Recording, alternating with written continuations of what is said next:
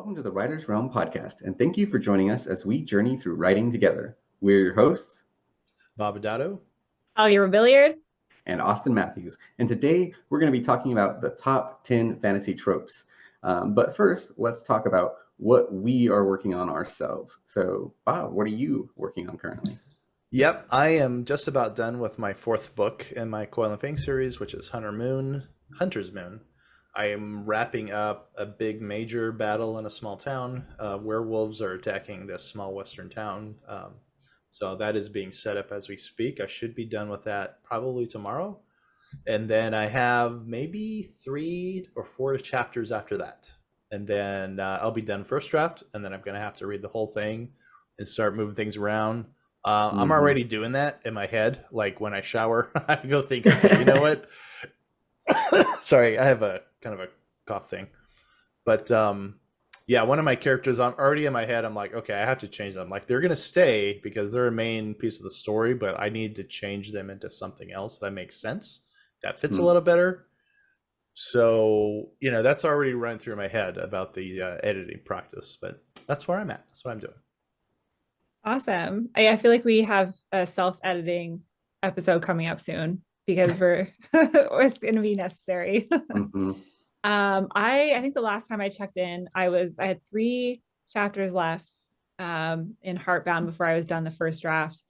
And then I got to like 2 chapters left and I was like, hold on a second. I don't think that this is the ending that I want anymore. So then I went up to 5 chapters left and now I'm back to 2 chapters left. So I'm excited. I'm like so close. I actually also I'm just finishing up a big battle scene.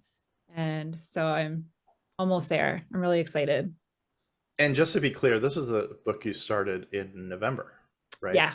Wow, yeah, this was my November project. That's incredible. Definitely a lot of heavy editing that's going to be going on. But my goal for this was to change my writing style completely from how it's been in the past, which has been going through it like slowly and like really overthinking what was going on. And this time I just like let it go through. If there was something I couldn't think of, you know, the right name for it, just something that didn't seem right, I would just throw some brackets around it so I can control F it later and catch those in my edits. And it completely changed the way that I wrote. It felt really good. That's awesome. But yeah, what are you working on, Austin? So I'm still trying to get back into, so you're working on Heartbound. I'm working on Brassbound. There's something weird going on there. But so I'm like on around chapter 80, trying to figure out, I also decided I didn't like how I had it set up to end. So trying to figure that out because I put them in a really hard situation and then like I was planning on wrapping it up and like solving it by the end. And I'm like, I kind of want them to be stuck in a siege and like in a horrible situation after they beat the big bad evil guy and like be like, nope, you killed the one guy, but that didn't solve your problem. It's almost like killing was not the answer. And so, yeah, just kind of changing a little bit of the theme of it there at the end. But it also obviously changes how I have to lead up to and handle the last, 20 or 30 chapters, which sounds like a lot, but when you have 120, it's a small portion. So yeah, figuring that out. Yeah, it's funny how that happens. I kind of hit a point where I was like, do I want to just completely kill off this bad character? Or do I want them to just hop into a portal into another realm and they can just go absolutely destroy other people's lives? Or maybe they'll just be gone forever. You know, it's like, what do I want to do here? Yeah, or just pop into future books and sprinkle a little chaos because everybody loves a little chaos demon. We sure do. Now, Holly, is this your book? Is this a trilogy or is it a standalone? It's supposed to be a standalone. Okay. Yeah. Didn't you say it was turning into a duology? Yeah, I was thinking about putting it in a duology. So here's my thing is I'm going to give it a crack and see if I can get it published. But in doing that, obviously I don't want to come out of the gate and be like, hey, guess what? I have a duology. So I was trying to set it up as a standalone. I think that there is potential for it to be a duology or even a trilogy, honestly, if I put the whole storyline and keep all of the storylines going that I have right now. But I'm going to see when I go through and edit what I can cut, what needs to be rewritten through. And I'm hoping that I can just wrap it up in a way that it can be a standalone, but it also leaves like some questions unanswered. So as it Yeah. is right now, all of the major questions that have been broached throughout the story have all been answered, but there's a few that like are huge things that aren't really the main part of the story, but would also make another a great addition. So we'll see. Yeah, no, that's I fair. really, Because I like, really want to get back to Blood Sky, so I'm we'll see. yeah. Yeah, I think what I'm gonna do is I'm probably gonna wrap it up with like that ending, and it's like, oh, things aren't what you thought they were. You didn't solve the like save the day or anything, and then kind of leave it off there, and then do a novella that comes after. Like, I don't want to do necessarily a whole novel, but just do like 80 pages or something that's like, hey, here's what the siege looked like, and here's like how it all wrapped up. If you really care, otherwise you just know it ended badly. So, because if you're reading one of my books, it ends badly. I like All that. right. Well, that's one of my personal tropes in my books. So let's just go ahead and jump into our top 10 fantasy tropes. So we kind of talked about it and defined it as the most popular tropes that we see, or, categorical, trying to get a little bit of a sprinkling of, common tropes that we see in fantasy. And then we may or may not be personal fans of them. So we'll get into that. So I want to say too, before we dive into what they actually are, I think it's really interesting with tropes because so many people, I think new writers that are coming in, all you hear is like, don't relive old tropes, don't, stay away from tropes. And I think that's really interesting because there's some things that can't even be written without a trope. Like Yeah. we need tropes so that our Yes. readers know what to expect. Yep. No, you're right. Go ahead. I was just going to say, and on top of that, how about we actually define a trope real quick? Okay, yeah. So how would y'all define a trope? I think it's just something that's so common. You commonly find in every story. I want to say that's almost ever been written. There's like, we're going to get into it. The chosen one, that would be Luke Skywalker. That'd be Rey Skywalker. That would be, Any of the Skywalkers. Any of the, yes. If you're a Skywalker, in you go, you're chosen. Sorry, excuse me. But yeah, right, just some commonality, but like Holly said, that's absolutely on the money. We do need tropes. So if you're doing your research and you say, oh, like you have an idea, you're like, oh, I can't use that, this is a trope. Like, no, you do need it, because the reader, us, we get to go, oh, okay, yeah, I get it. Like I'm familiar with this, and it helps me move. It's like, this is wacky, but I see it as like the boat that I'm sitting in as I traverse the river. Like I'm going down, it's carrying me through the story. I kind of know what to expect, and I get it, but we need it. Yeah, it's like a storytelling shorthand kind of a thing. Right. So as Bob mentioned, first one up, we'll go ahead and jump into is the chosen one. So as you said, it is the person who has this like preordained, adventure set before them. They're supposed to like either, slay the big bad evil one, or if you want to do a little bit of a twist, like they're supposed to be the big bad evil one. And so how do y'all feel about this one? I mean, I sort of like it, as long as it's not what we call a Mary Sue, or what would you call it, like a Bobby Lou? I don't know, where nothing can go wrong. The hero's like, I am so sorry for my voice. Please excuse me. Yeah, no worries. But yeah, I mean, and I'm looking at this chosen one, and I've only had this series right now that I'm writing. I don't have any chosen one people in there. So I didn't need it. There's other stuff that we're going to get into, the tropes. I didn't need this particular one though. I think it's really interesting as far as like the chosen one goes.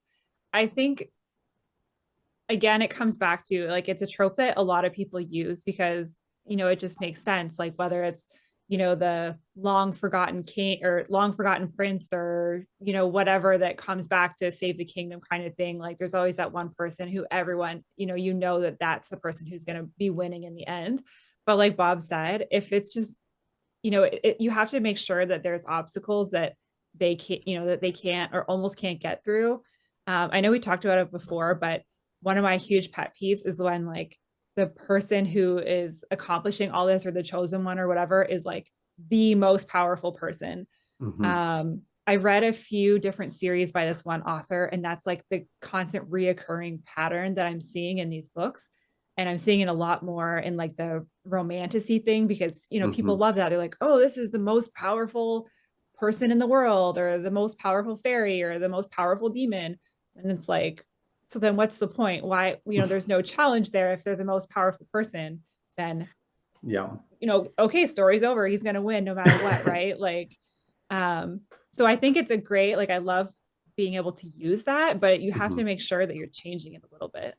Yeah, and I would say part of what makes it so common to have a chosen one is that it's really a necessary trope if you're doing the hero's journey. Like that is, kind of part and parcel to that entire story structure. Is you've got your main character as your chosen one, but I think part of it too is that like it's a lot of fantasy is wish fulfillment.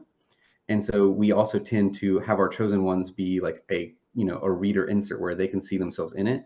But I think why I very much dislike chosen ones is because so many of them are so bland. Like if you could tell me anything about Harry Potter other than he's a wizard and the chosen one, I mean, I'm kind of all ears. Like there's nothing about him. It's like everything around him is what is important. His personality is very meh, other than maybe cocky. And like I feel like that's a really common thing with chosen ones is that the character themselves is not as well fleshed out as what they're supposed to do. And so that's my big kind of hang up with it. So it's one of those things, like Bob said, you can do it well, but so often I feel like it's not. I think too, it's really interesting that you say that about the main character not being fleshed out that much. Because I have read books where the main character, the chosen one, is not fleshed out very well, and there's not Hmm. really a lot of character arc, but all of their supporting characters are phenomenal. And Yeah. it always blows me away. It's almost like when you write something like that, you're just not putting any thought into the character. They're just kind of getting carried along by everybody else. Hmm. Um, which is not great writing, really, at the end of the But day. yeah, it's even common. Like I mean, I think about the Matrix. Like Neo, there's not really like there initially there is like he's a computer hacker, and it's like oh he's living in this cool like in between underworld. He's got a day job, and you're like wait, but then like the further and further along you go, he loses his personality instead of becoming more unique, more And individual. in a weird, I know we're starting to get off tangents. We always get off in tangents here. But if you watch the movies, which you have, Neo like loses himself, and then Mr. Smith, he starts getting a past personality. Like he really didn't have one. He was just Hmm. kind of a. But like as the movies go on, it was like a weird like they switched places. Anyway, that's Well, all. yeah. That's all I had. And so that kind of gets into like another trope too that I think is part of why is so often like you see like as part of that they're the reluctant hero, and like we don't really grasp onto reluctance. Like we want confidence. We want somebody who knows what they're doing, that's active, not passive. And like the antagonist is almost always very active. They've got clear motives. They know what they're doing. They've established themselves. Like Agent Smith is like I got a little bit of taste of power. I'm gonna go all in. And Neo's like, I don't know what I'm doing here. Am I really the chosen one? Whoa, dude. And so, like, Yeah. do we have any other thoughts on that? No, I was going to say it actually ties in perfectly to our next trope, which is the quest, Mm-hmm. right? Because what is a chosen one if there's no quest to be had? Hmm. Yeah, I mean that's this almost the story, right? I mean, they have to get, you know, Gandalf has to get this ring destroyed, but he can't touch it. You know what I mean? Yeah, so that's the big quest, right? This is the big giant. And if you play World of Warcraft, there's quests every 10 feet. But there's this, but there's something that helps carry your story, and it's I think the quest is going to add a couple of things. One, it's going to create the goal at the end. Mm-hmm. So not at the end of the chapter, but like at the end of your story, like, okay, we got the job done. But then but once you do that, now you have to kind of fill it with pitfalls and walls. And, you have to make sure the heroes have a really difficult time getting there. Mm-hmm. Even interactions between themselves, maybe somebody else wants, the ring, if we're going to keep Yeah, talking about Boromir's gonna that. try and steal it. Yep. Boromir, or other people are tempted to use it, but Mm-hmm. I think it's a very necessary part of fantasy. Yeah, and I think too it provides a lot of like good, solid story structure that gives you direction as well, because it's not like this aimless, like, oh, I'm just going on a gap year wandering through Middle Earth. It's, I have to get across Middle Earth fast and stealthily so that I don't get killed, while also destroying this ring to save everybody. So I think it's interesting too, and this, you might not agree with this. However, I think it's funny that people always associate the quest with a journey, like a physical journey somewhere. And mhm, that is something that I really struggled with when I started writing Heartbound, because a lot of it takes place in one place. And so I was kind of like, well, how do I have a quest? I can't have a quest because I can't really have a journey if a lot of the story is taking place in one location. mhm, And then I realized that that's not necessarily the case, because right. it's like you said, it's about the events that are happening within this journey that really make it the quest. Mhm. Yeah, and it's, you know, your quest can be anything from, yeah, go destroy the ring, but it could also be like, hey, I'm a local politician and I want to move into like being like actually somebody of significance in my local government. And it's like that may not be as exciting in some ways, but it's like that's Yeah. still a quest. And Yeah. it just has a different skin on top of it. And like I think it's just one of those things. Like you need to think about, there's these beats of, like Bob said, you're like you're making progress, but it can't be too easy. So you want to like put obstacles in the way, but obviously you don't want to get off on too many tangents. Otherwise, people kind of lose the direction of, or like the string that's tying your whole story together. Yeah. And I'm thinking of Stand By Me, both the book, short story by Stephen King, and the movie. The quest was to go see a dead body. Mm-hmm. These kids were like, hey, I found there's a dead body over here. Let's go. So that's the quest. But they kind of grow together, right? There's Mm-hmm. going to be a fireside chat. We're going to get to that. That's one of our tropes. But like they start talking and growing and just becoming these really awesome friends, you know, by the end of it. Yeah. So there's character growth there, right? The Mm-hmm. quest, hopefully, Mhm. instead of like, okay, we just got to travel over these mountains and we're done. Like, that would be incredibly boring. We want some character growth. We want our hero or maybe our chosen one to be really tempted to maybe join the dark side or something. We need all kinds of different things going on. Yeah. Now, I will say that one of my big hangups with the quest is the why the main character is being asked to do it. So it's like if somebody drops in, it's like, hey, I need you to go do this really impossible thing. And it's like, well, why are you coming to me? Like, I'm just, I'm Luke Skywalker. I'm just a little farm boy. Why are you Because coming to you're me? the one. You're the chosen one. That's Right. why. Which is like, obviously I've got problems with the chosen one. So like that part of it can kind of be a hang up for me on the quest. But that's Mhm. something that I enjoy about Frodo's journey in particular is like, he's not tasked with destroying the ring. He's tasked with getting it to the elves so the elves can figure out how to destroy it. Like his whole thing is like a couple of days journey technically in the beginning. And he's like, well, these guys are irresponsible. I've taken it this far. I'm going to go further, because he completes a smaller quest. And I think that's a really good way to like have like minor twists as well, is like you set with an initial goal and then, you accomplish that. They show, oh, I am competent enough to do this. And you escalate, the stakes and have them go further. Yeah, I agree. Um, so opposite of our chosen one is our antagonist, right? Hmm. Um, how do you feel about when our antagonist turns ally? Because I know that's a big one as well. Yeah. I'm You know how I'm sure we're all the same. We all have probably like five stories going on in our heads at once, that we want to get done. But Hmm. my epic fantasy is definitely going to have this, where it's he's a bad guy, he's the morally gray guy, and it's obvious, you know what I mean. He's going to be like a Vader kind of thing, and then all of a sudden he is going to start like his motives are going to start turning. So yeah, I'm absolutely going to be using Antagonist Turned Ally.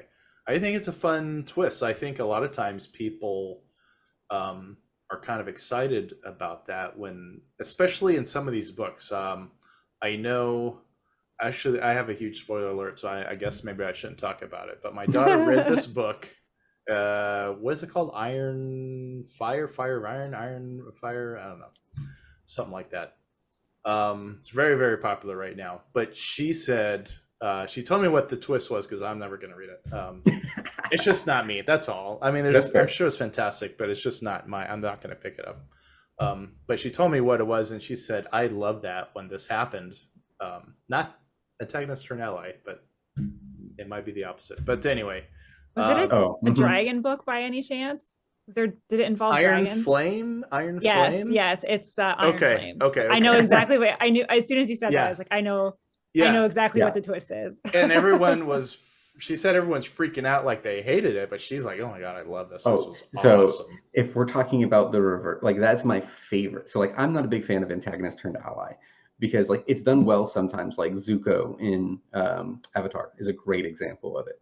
But I feel like a lot of times it's like, oh, I've grown really attached to this antagonist because antagonists are likable because again they're active and they're like, you know, If they you don't write care. them well, I mean, that's Exactly. fantastic. If you write the villain well, then yeah, then people are going to start rooting for them. Yeah, but then whenever you do that and you have your antagonist turn ally, it almost feels like, oh, I didn't have the nerve to kill this person off, or to like leave them behind.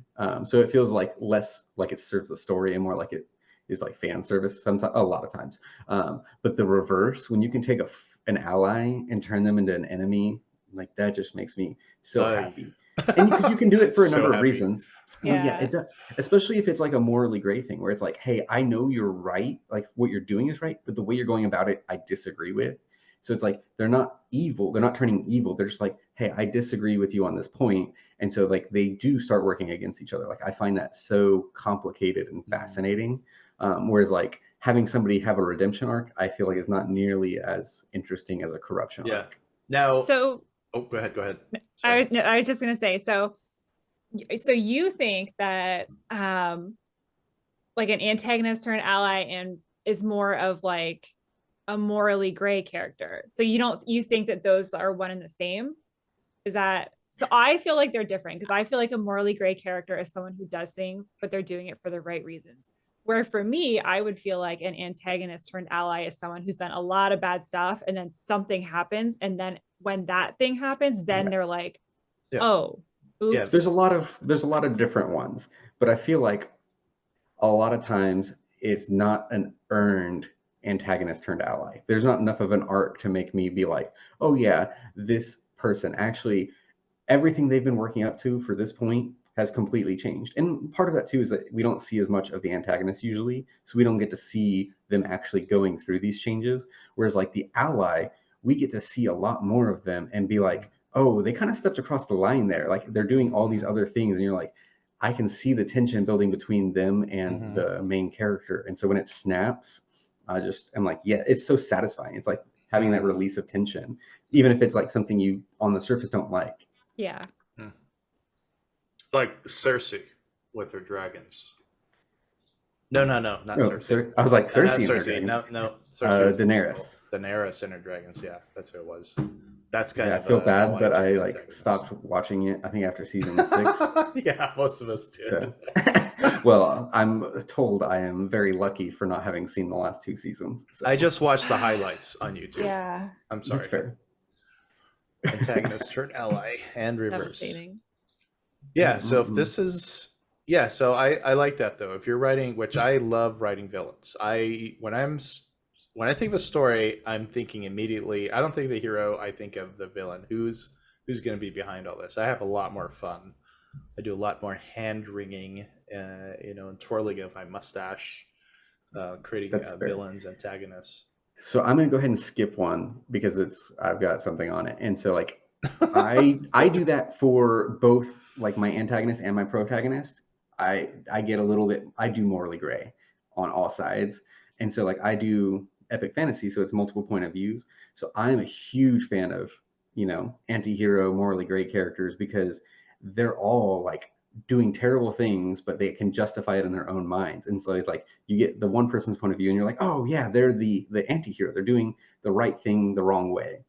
And then it's like you switch perspectives and you're like, oh, the villain is actually a morally great character doing the right thing the wrong way. And you just kind of get this idea of like, oh, everybody's just doing terrible things because they think they're right. I have this working theory that a lot of people really enjoy morally gray characters because we as humans are morally gray people most of the time. And we don't want to admit it because we think that makes us bad people. Yeah. But as soon as like this thing with morally gray characters started coming out, everyone was all about it. And I'm like, yes, because this is what we do every day. We justify, like we do things that we probably shouldn't, and we justify, say, oh, it's probably okay because of XYZ. And so that's why I think we love them so much, because we just can relate to them. Right. Or So even if you don't do it, it's cathartic to be like, these are things that I wish I was willing to do. I wish I was willing to step over those lines and do yeah. it. So morally gray characters, Dexter, definitely. Like he's not killing random people. He's like, you know, the serial killer on serial killers pretty much. He's getting rid of bad people, right? What are you gonna but what else is attractive about morally gray characters? So like whenever I think about it, it's like, okay, looking at like Punisher, morally gray. He's killing a lot of people. He's not They're doing all bad. Yeah, they're all bad. I mean, yeah, they're all bad, kind of. Like theoretically, they work for a mobster. Does that mean they deserve to die? Like they're not all trying. They didn't all kill his family. Like he's Right. taking it a little far. But it's like, I mean, really, the comic went on for a long time, and so it's just like there's this idea of like, where is this line between I mean, what is morality? Is really what it comes down to for me. That like I, as a person who loves philosophy, is like, what is morals? What is ethics? Is it universal? Is it societal? Is it just a construct? And so like I know that's probably not why everybody's super into morally gray, but like that's what it is for me. Like that I'm just like attracted to these really complicated questions that, you know, we get to explore by people doing things we wouldn't normally see in real life. I saw it. Oh, go ahead. Go My ahead. throat. I think another thing about it too, at least with some of the stuff that I've read this past year, it allows you to explore characters that you would otherwise leave kind of off to the side. I read this one series and it's quite popular. It's an adult fantasy series, and one of the main characters basically kidnaps this girl like once for a week every month or something and takes her back to his place, which sounds absolutely crazy. It's like Hades and Persephone or whatever. It's not that, but it's like kind of similar vibes. And so she just thinks that he's doing it out of spite because he hates the man that she's with. And so she has made this deal with him, and that's part of the deal, is that he did something for her and she has to go there for a week every month. And so everyone thinks like this guy is terrible. He's just doing it out of spite because he hates this other guy. But really it's because he can see her withering away with this other guy and knows that she's just not healthy anymore. And she has all these other problems going on because of where she is. And that's his way of like pulling her away from that situation for 1 week every month and like trying to make her healthy and make her see that she's in a bad place. And so it's really cool because you have this character who you're like, normally you would just be like, wow, this guy sucks, and it allows you to explore those other options and see these other sides to other characters. Yeah.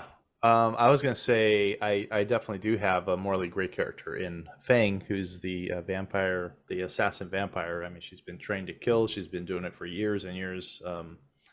So she has no problem. My two characters, the detective and this assassin vampire, get to have a nice conversation about all this, and where like, hey, Coyle's like, hey, killing's not right. Like, you can't just go around killing bad guys, and I feel like Fang kind of took the Punisher Frank Castle's stance, like, hey, when I put them in the trash, they stay in the trash. When you put them in jail, they're going to be out like in another year doing the same thing. So you tell me what's more effective, kind of a thing. Because it's like, at what point is the future blood of those people on your hands for not solving the problem? Right.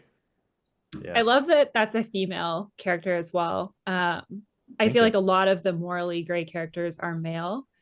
Maybe it's just easier for people to just assume the worst. I don't know. It's like easier, probably. Yeah.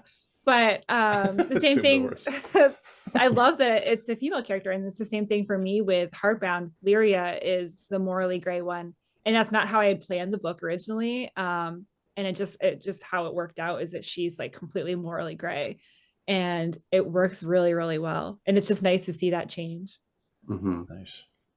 Yeah. And it's interesting too, because it's like, I feel like when I first started writing, I was like very like black and white. Here's like the good people, the bad people.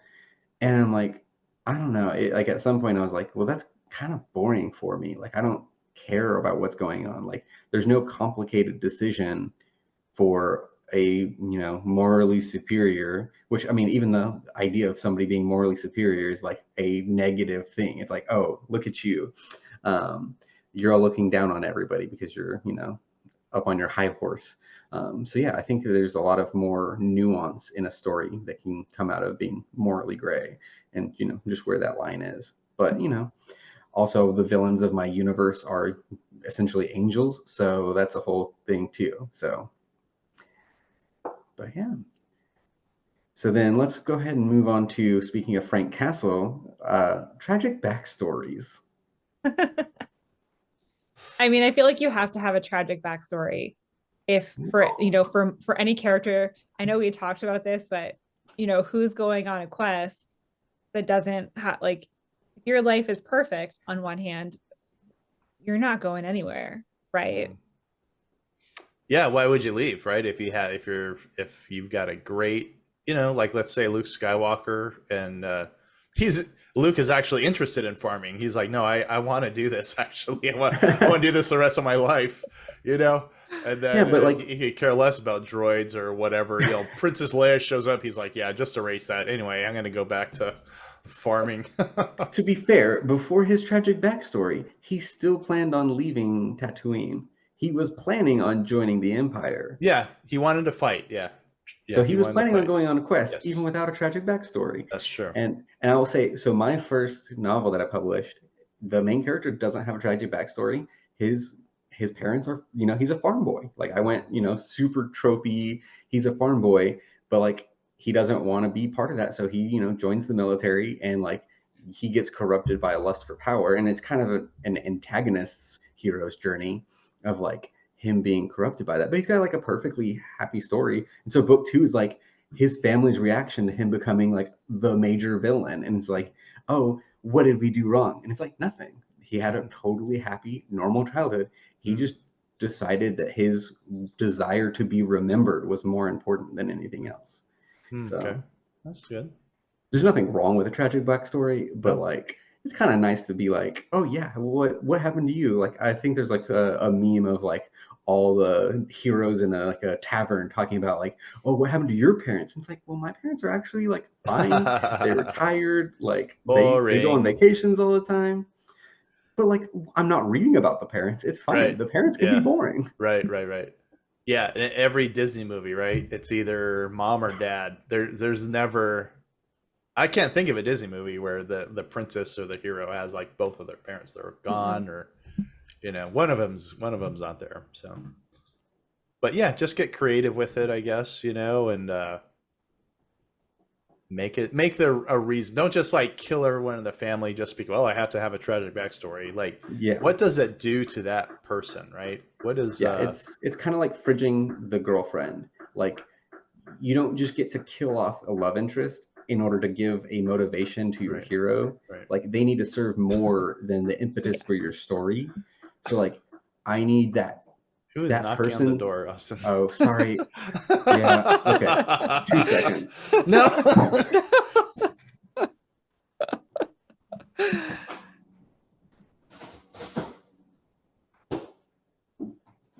Oh, I didn't. I thought somebody was at the door. I thought it was Uber Eats or something. No, it's my ice maker. Okay. It's happened before. I'm sorry. So yeah, like, I think it's one of those things. Like, if you're gonna have a tragic backstory, like, I think you need to do a little bit more with it than just be like, oh yeah, my family was murdered, so now I've decided that I can murder anybody I want because I'm the Punisher. So I'm gonna skip ahead on our list here because you said something about a tavern, and that immediately, I love this. This makes me laugh. Medieval fantasy, right, is huge because everyone thinks fantasy and they think like, ye old English, here we go. Taverns, ale, mead, it's castles, it's, there's no automobiles, everything is by horseback riding. Your quest with your chosen one is on horseback. You have knights and swords, and it's just such a huge trope. And it's actually funny because this is something we talked about in our writers group the other day, is that my most recent fantasy novel, I was using like more modern slang. And so that was one of the things you guys had mentioned, was like, well, this is a little bit more modern, whereas a lot of fantasy is very, even very old medieval times. Yeah. Right. But we did counterpoint with that note that, like, hey, it's fine because it helps us as readers. Like, I'm not going to put the book down, right? I think we all agreed that, like, if we had kind of modern vernacular while we're reading this, I'm not going to put the book away. Well, they didn't use the proper term for roads or something, So yeah, it actually, like, I totally nerd out about it because I'm like, if I could just up and leave and move into a medieval village right now, I'd be gone. I would be there. Now, what's attractive about it, though? Because, like, good the luck lack with of medicine. penicillin. Yeah, exactly. Good luck with, like, you get an ear infection, you're going to be dead in like a week. It's like the whole thing about, time travel being a white man's fantasy. It's like medieval anything is terrible for everybody. Like, honestly, if I had access to time travel, I don't think I'd be comfortable going before okay, but 2000 something because miserable. But what is attractive? What is attractive? I love it because it's a simpler time. That's what I like. That's true. That's fair. So that's true. Technology is nothing, right? Yeah. For me, that isn't European, though. Like, I feel like so much of fantasy, at least traditionally, has been European centric as well. So European medieval. Whereas, like, I really enjoy getting a little funky with it. So, like, I'm writing a detective series, and it's set in a industrial revolution time where you take, the Meiji Revolution and smash it with Industrial Revolution Chicago, and like that's the setting, because like it's something a little bit more unique for me and it's more interesting. Or the most recent one I did for November is a fantasy one that takes place on a starship, because the magic is so advanced they like obviously went to space travel eventually. So yeah, I think you have to remember too, and I think Austin, you had said this to me a while ago, about having like a medieval theme or like having a castle theme, is to remember that if your story is not taking place actually on Earth, like if it's not historically accurate or anything like that, you don't have to, just because you're setting your book in medieval times or like in an old age or whatever, you don't have to make everything in your novel conform to those standards as we know them on Earth. Because if, like, the big thing for me was I wanted my characters to have coffee, and I had like a beta reader come back and be like, well, there would never be any coffee. And I'm like, and Austin was like, well, this is not Earth. So, if you want there to be coffee, let there be coffee. Yes. Yeah. And it's like, it can be, it can be coffee, or it can just be what they refer to as coffee because it's the closest stand-in. Yeah. So it's your story, it's your story. Don't let other people kind of gatekeep, right? Like, oh, well, this is medieval fantasy and this is not medieval. Like, just well, I mean, if you're doing a biopic about Napoleon Bonaparte, maybe should be a little bit more historical accurate. Yes, but if you're doing a fantasy novel on another planet, who cares? It's fantasy. That's the I mean, it's right there. It means it's from your imagination. You know? It's like getting upset with Abraham Lincoln Vampire Hunter for not being historically accurate. And I think that's like the strong point to be made with tropes. It's absolutely okay to use them, but do something with them. Do something fun with them and make them your own. Right.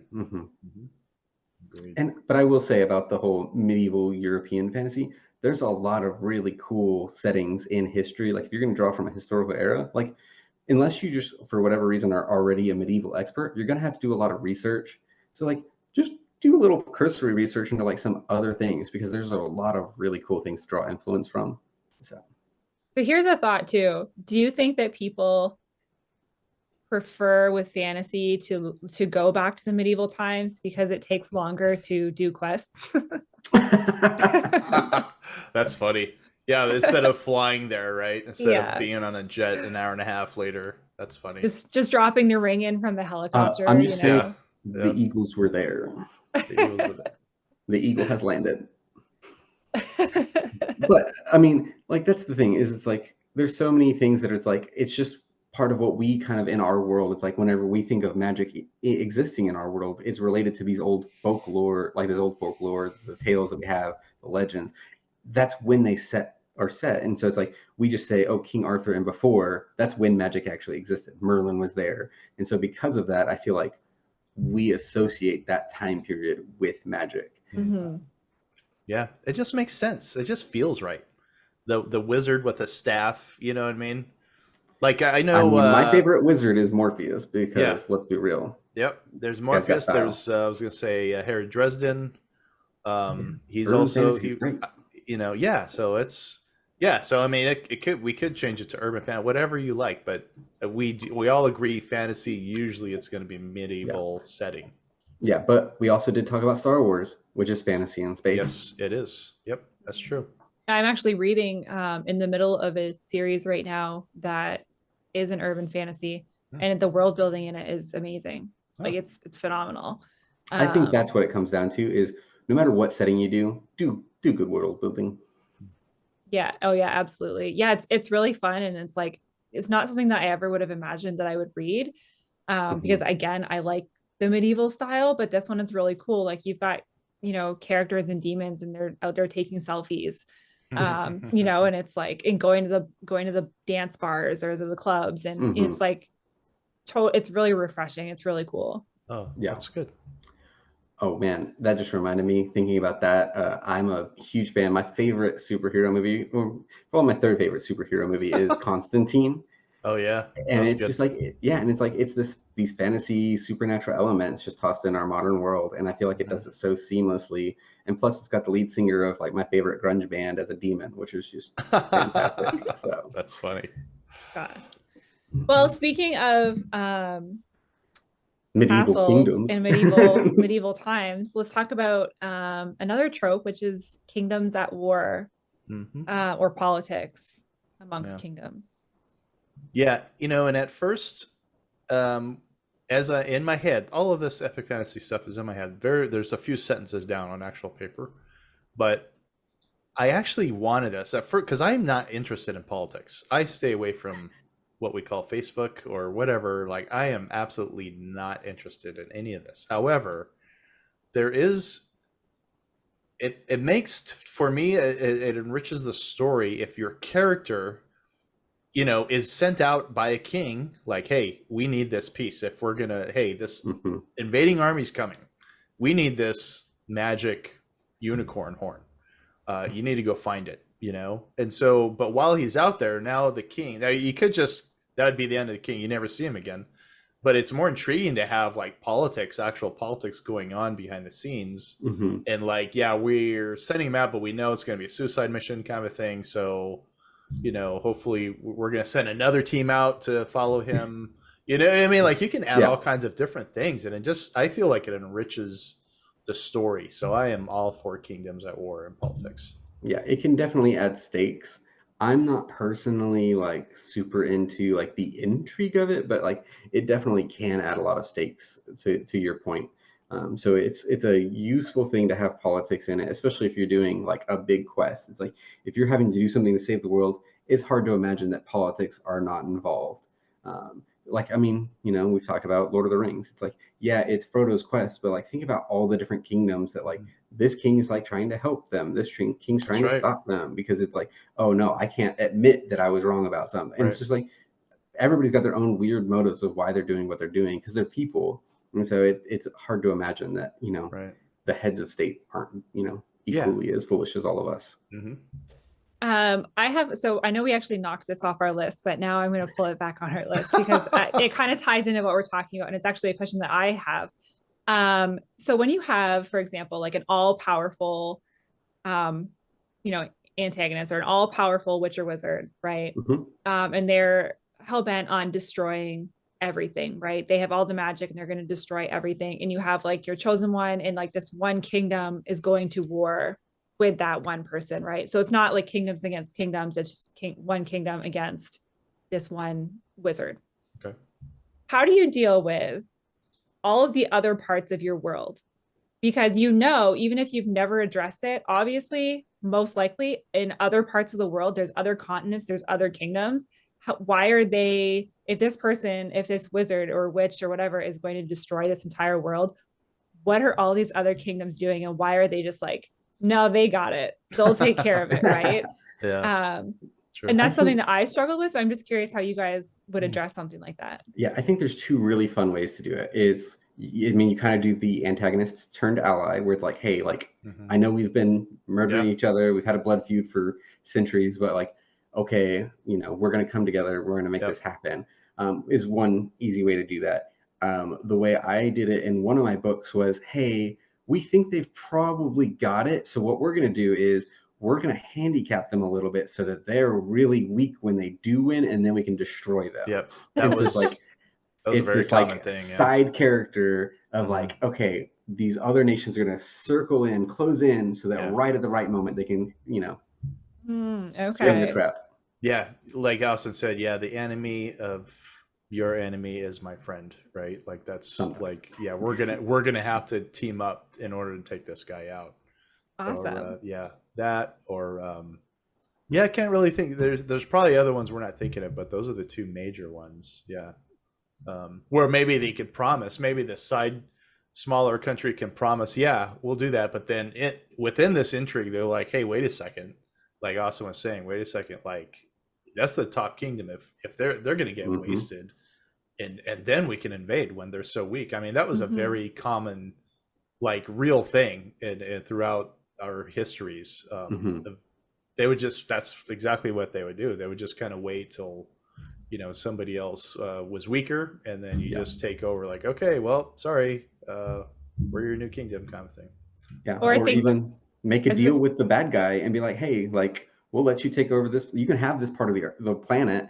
We're cool with that. Like, we'll even help you. Or, you know, they can march with those people against the big bad guy and then just like retreat and let him slaughter them. Like, there's all sorts of things depending on, you know, the motive of the people in charge. I guess it also goes the other way as well. You have, you know, the other common trope, I guess, would be, you know, coming in at the last second to save the day. You know, when all hope is lost, suddenly all the other kingdoms appear and there's ships in the harbor and, you know, everyone's there. So the whole thing with the Deus Ex Machina, which is kind of what you're referring to, is like, it works as long as it's a Chekhov's gun kind of thing. Like if you set it up in the first act that, oh, we have this really big plan. So like this is done in, I think it's what, the Battle of Isengard or whatever, or Helm's Deep. That's what it is. The Battle of Helm's Deep in Lord of the Rings. Gandalf specifically tells them, I will be here at this time. And so like whenever he shows it, it's not like out of nowhere. He's like, I will come and save you. You just have to live.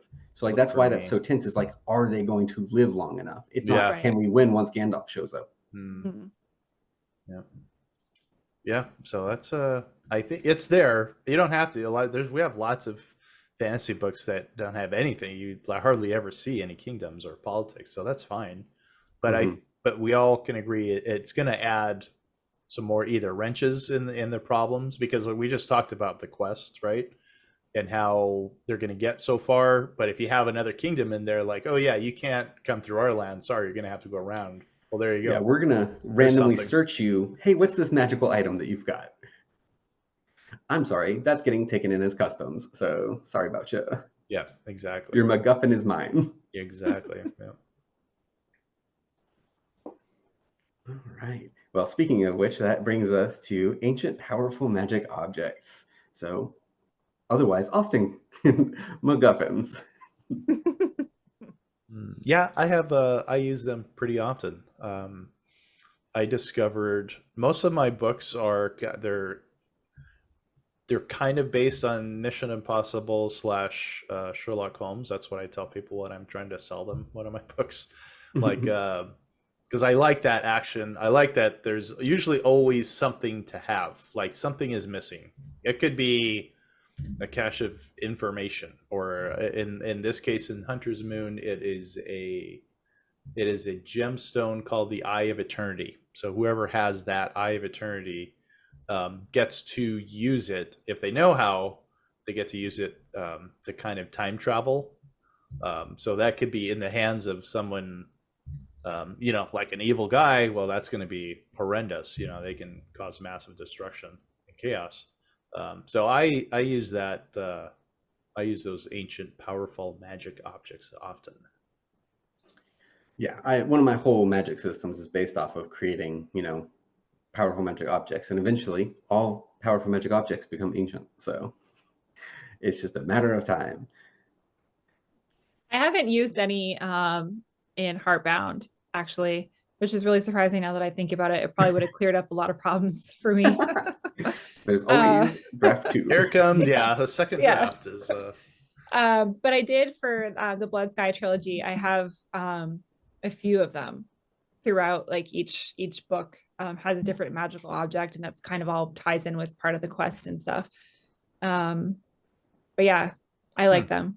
I like them a lot, especially when they're broken. And you know, if you need like, okay, problem A, in order to solve problem A, we have to get this magical object, but oh, guess it's broken. So now here's problem B. I'm also a big fan of very limited. So it's like, yeah, it's powerful, but it's limited. So like I've got one object that can teleport you, but it can only teleport you to the last place you used it.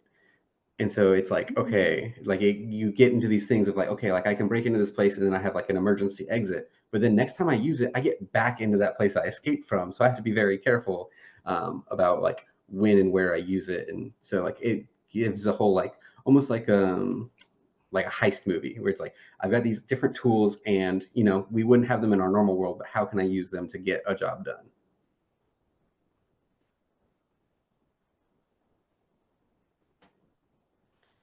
Right. I thought you were going to say something. Nope.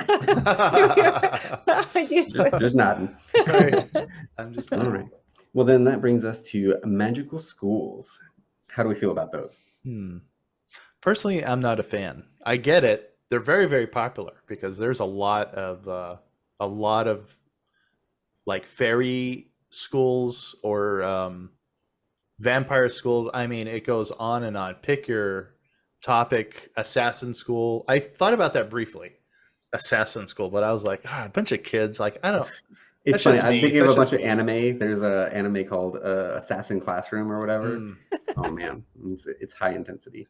So yeah, I mean, I get it. I get the interaction because it's fun. It's their kids usually, or young adults, you know, or you know. But for me, I would pass on that.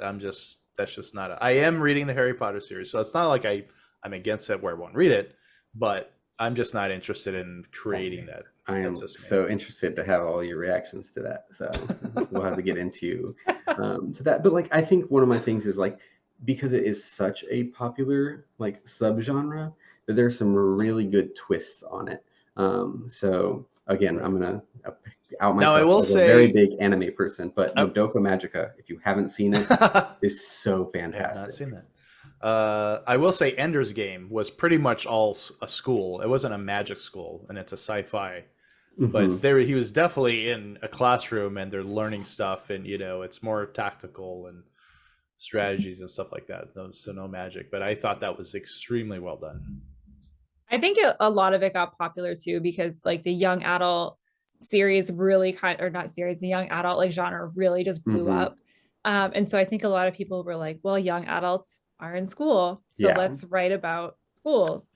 Yeah, because it's like, oh, what if my school was cooler than it is? Yeah. And it's relatable. Yeah, absolutely. I like it. I think that it's like a fun concept. I don't know that I could ever write something like that. I mean, I could do like maybe like a college or like a, you know, post-college training, like military training or something like that I could do. I don't know that I could write like a magical school or anything like that, just because I prefer a lot of violence. Yeah. Wow. I mean, that's funny. Now, to be fair, so like I am working on, so like one of my November projects was working on a magical school story. And I want you to hear what he just said. One of my November projects. Most people work on one. It's hard enough trying to write 50,000 words for one, and this guy's like, one of my projects. Anyway, go ahead. I didn't finish 50,000 for either of them. They both got to like 40,000, so that's my excuse. But yeah, so it was like I had to like have some twist. I'm like, what's something that I haven't seen done? And it was like, oh, like I want to see the other side of magical schools. And so I was like, I'm going to do Eldritch Horror Magical School, where it's like it's a bunch of people in essentially like what would ostensibly be a cult to Eldritch Horrors.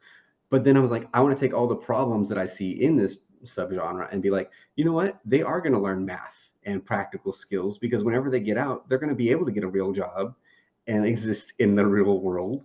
And they're going to know how to do calculus and balance a checkbook. And so I feel too that since it's, I feel like most of magic school trope is based off of Harry Potter because that made it extremely popular. I don't know, like you just kind of mentioned, like what's the new twist, and I feel like that's where I would be stuck. Like that'd be fun. I mean, she had fun. J.K. Rowling had a blast writing this. There's ghosts that walk around. You need a password to get into your dorm. That's hidden by something, and there's all kinds of neat stuff. But like, I would feel like I would just be recreating, some one of her books. So I feel like that's something where I don't know. I'm maybe not confident or whatever. We'll talk again next year. Maybe I'll have a whole. Well, I think it's like if you take something that you're fascinated with, because it's like you get kind of her like dealing with a little bit of like Western European folklore and like, the mandrakes and all that kind of stuff. The way that different things work in her world are very in that kind of a thing. So it's like, well, what if you took a different folklore and made that the source of magic? And like that gives you a little bit of a twist. Bob, it's actually interesting because you mentioned Iron Flame earlier. That book, it's the second one in a series, and it takes place at a military college. Oh, okay. So that's another one. That's probably the first one I think that I've read since Harry Potter that actually takes place at a magical school. Okay. So learning spells and yes and no. It's a lot focused on their dragons. So they don't get magic unless it's through their dragons. And then it kind of appears like they learn it once they have like bonded with a dragon. A lot of it is like going through all these tasks to prove their worth to a dragon, to get a dragon, and on and on. And a lot of it is actually just surviving. Yeah, there's a lot of charred flesh in that book, let me tell you. A lot of charred flesh. But yeah, I think that's probably the closest I've read because no one, a lot of people just don't do it. Yeah. Well, speaking of charred flesh, that brings us to our last trope, which is the fireside chat. Which is not to be mistaken with just sitting around talking about what you're working on, which is what I thought. Yeah. So this is that moment where, I mean, it can be. It's one of those things. It's like, what did you just finish? And they like kind of talk about it. So it's like they get through a highly stressful situation, and then like they, set up camp for the night, and then it's usually one of those times where it's like, oh, these people that haven't really talked a whole lot or bonded yet start opening up as they're like, oh, we went through this together and we survived it. I guess I can like actually treat you kind of like a friend or a peer or something. Yeah, that's really cool. I like that. Yeah, go ahead. Okay. Yeah, I think that's really cool, and I think that can be huge for character arc because that like something like that I feel like prompts you to like let your characters open up, and then you can start to see a different side of them, which can help develop them. Yeah, you can develop trust between them if it's a quest, because maybe they don't know each other. I feel like that would work better if with a quest, like then nobody, even better would be like people from opposite ends of the culture or either species or so that they're kind of, we want them to be forced toward. We don't want anything to be easy with your story. We want like, okay, I'm going to need to trust this guy that has scars all over his arms. I have no idea why, but in this fireside chat, maybe he can talk about what happened or, Yeah.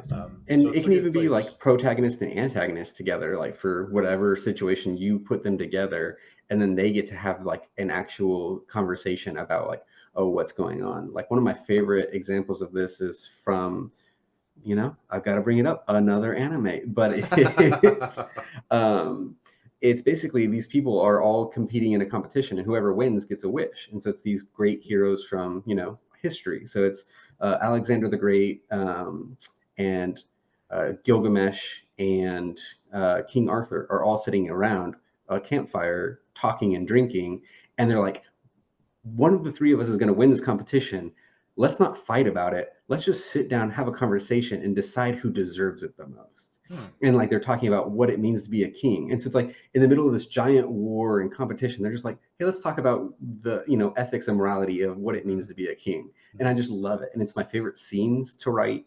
So like I'll take two characters from different worlds that may never even meet, and I just love smashing them together to like help me understand them as characters more too. And this could be a good place too.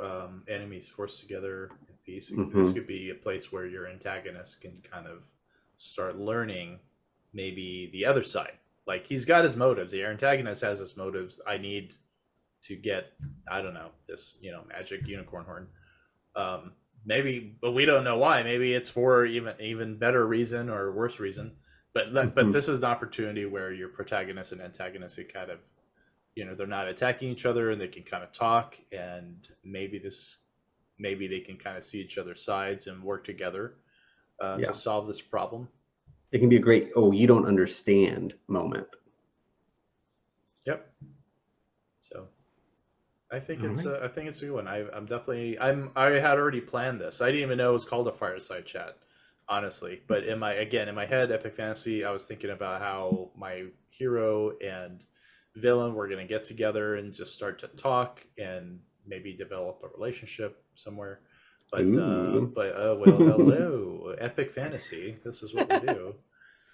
But yeah, and it's gonna take place on a different plane of reality where it's kind of like a semblance of what they would call heaven, but it's not really. Maybe it's like what's in between heaven, purgatory? hell? Yeah, kind of like a purgatory, but it's not a horrible place.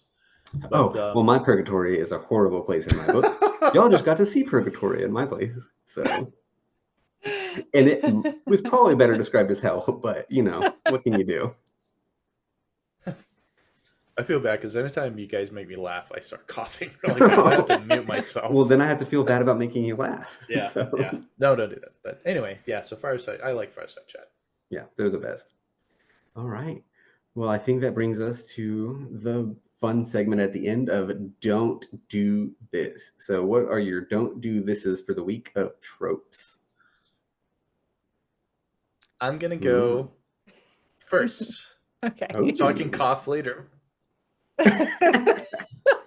Well, sorry, I just muted myself. I think I'm going to go back to the very first, what we're describing tropes. I'm going to steal that one and just say, yeah, don't read stuff, or don't let people tell you can't use tropes or you should not, because I can't even think. Like if you took all of these 10 and just removed it from your story that you're developing, like, I don't know what you're going to have. Like, what are you going to write about? Oh, you can't have a quest. Oh, you can't have a chosen one. Oh, you can't have a treasure.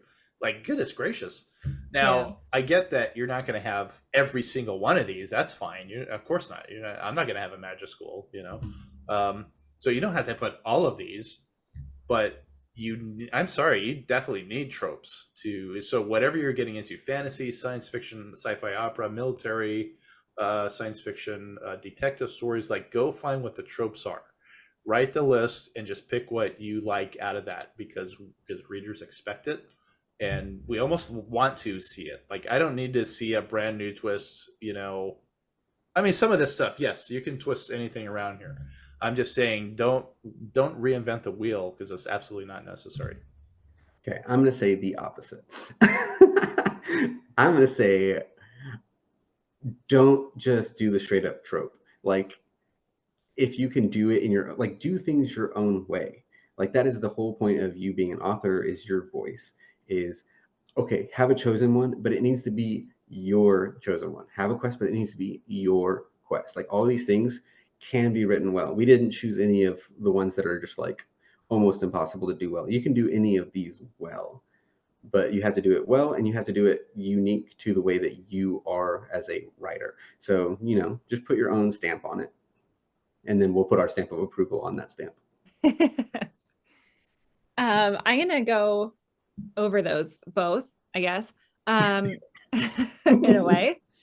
Don't be afraid to layer your tropes either. Ooh. I mean, I think it's almost like a little bit obvious, but don't be afraid to do that. You can take multiple tropes, and then if you twist each of those tropes, like if you take 3 and twist each of them, then that's going to be a whole new story. That's like, it's going to be something completely different than someone else has created, because it's not just one trope, and it's not just one trope that you've changed. It's multiple tropes and you change them in multiple ways, and that just creates a whole new story. So don't be afraid to use multiples. Right on. I'm going to say, just go ahead and you should be using multiples. If you could describe your entire story in one trope, that's a problem. Like, no, I mean, unless it's like a short story, then maybe you could get away with like a single trope. But even I feel like a short story needs like 2 to get even anything. Yeah, that's true. What is a chosen one without a quest? Yeah. And a magical object, and they stop at a tavern. They always stop at a tavern. So there's your medieval setting. And you gotta right have there. a fireside chat at the tavern. But every once in a while I'll get into these books that there's nothing going on, and you're sitting here. They're usually older books. They're usually like from the 50s, 40s, 60s, and you're like, what am I reading? Like, it's just a day in the life of, Ooh, Oh, you have a counterpoint, of course. Awesome. I don't have a counterpoint, kind of. One of my favorite books of all time is A Day in the Life of Ivan Denisovich, and it's literally just one day in a guy's life in a gulag, but it's an extraordinary circumstance. So it's like you can do very mundane, but as long as the mundane is very extraordinary. Okay. But apparently that's my role on this podcast, is to be the contrarian. That's okay. We need that. We all need an antagonist. Yeah. All right. Well, don't forget to write and subscribe to our channels at the link below so you don't miss any of the Writer's Realm content. We always love to hear from our listeners. So if you have a question or a topic you want us to discuss, go ahead and get in touch with us. And don't forget to also join our Discord channel so that you can reach out to us and be part of our community. Until next time, bye, y'all. Bye. All right, bye. Take care.